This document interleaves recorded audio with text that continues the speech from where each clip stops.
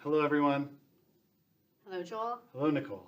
How are you? So good, thank you. What are we going to be learning about today? Today, we're learning about digital footprints. And so, thinking about what a digital footprint is, well, it's a record of everything that you do online. It includes your posts, your comments, photos you post, likes on things, even your search history. And even if you delete those, anything that is deleted is still in your digital footprint. That's right. Some people think digital footprints are like footprints on a beach. The waves wash up and they get swept away. But the reality is that your footprint is more like one in concrete. But it doesn't just give your name and age. It also includes any avatars that you enjoy, your geolocation settings, any information that you've added to your profiles, anything that you've been tagged or shared in, and any sort of event that you might be posted in. And so, Joel, who might be looking at these digital footprints? Because we know that it's not just visible to us, right? So who might be looking? Great question. Employers. When you are, employers are now realizing that who we are online creates who we are in person. And they want someone who's going to add a positive energy to their culture. They want people that are going to be team players as well as positive individuals.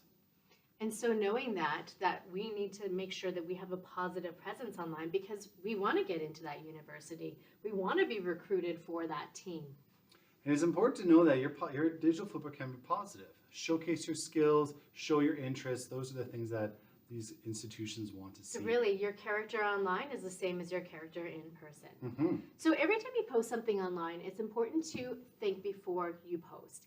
And so if you're thinking about a teacher or a college administrator or administration officer looking at your post, what would you want to have on that space or online in period? That's right. As we said, these things do not just go away. Your digital footprint is permanent, shareable, and it represents who you are. And especially as you are moving forward into the adult world, these types of pieces have become even more important.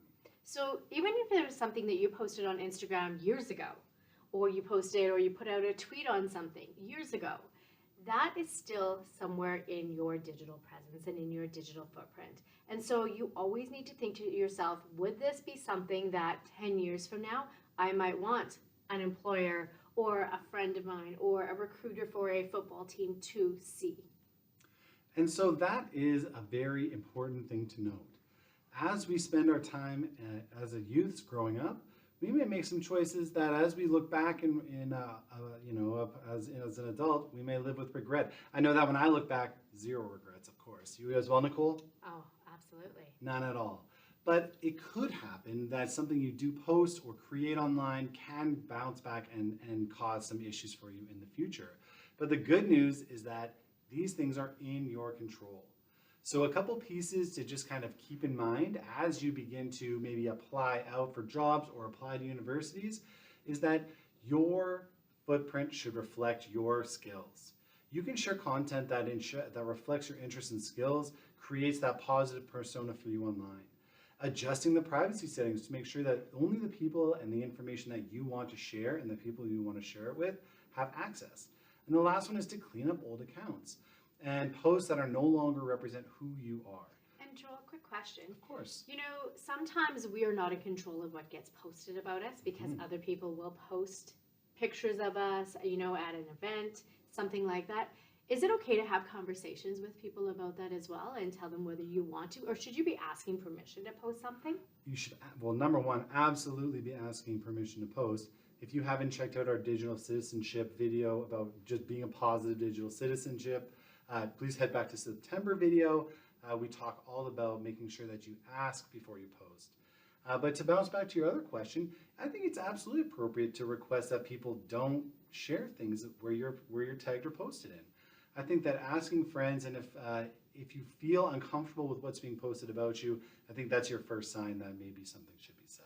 Because it kind of impacts us differently, right? We don't necessarily know what the impact of putting a picture up about somebody else has on them or what their future looks like. And so always be cognizant of that too when you are posting images or videos of other people.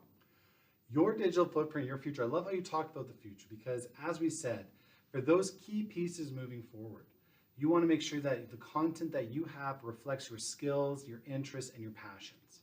You want to make sure that you're adjusting your privacy settings to make sure only those people who you have allowed have access to seeing that content. Can I ask a question about that? Absolutely. I know lots of our younger generation like to have, everything public so that they can have all these followers.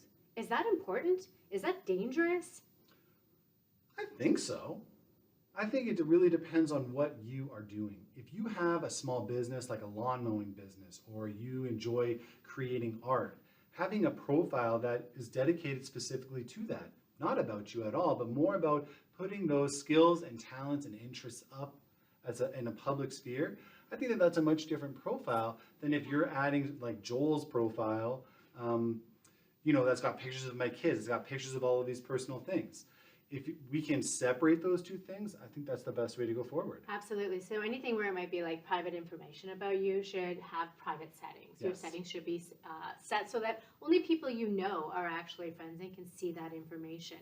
But of course, if you're wanting to market your small business that you're running on the side, then of course having that as a public domain is a great idea.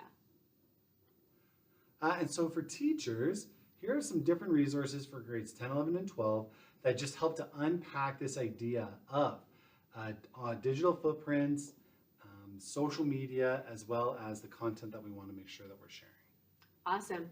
And so students, make sure that you are leaving a positive digital footprint because it really does have big impacts on your future. Have a great month, everyone. Thank you. We'll see you back in December.